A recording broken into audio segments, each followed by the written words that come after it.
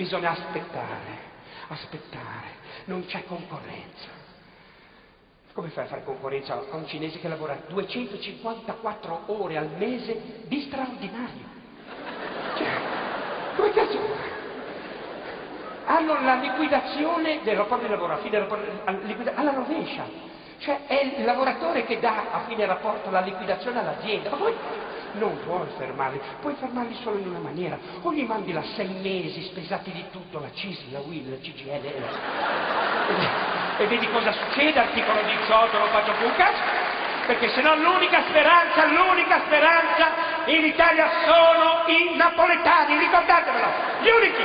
Sai cosa fanno a Napoli? Fanno le cose a Napoli, poi ci mettono l'etichetta Made in Cina, cazzo! Fanno i falsi dei cinesi! Sono straordinari! Perché non li fermeremo!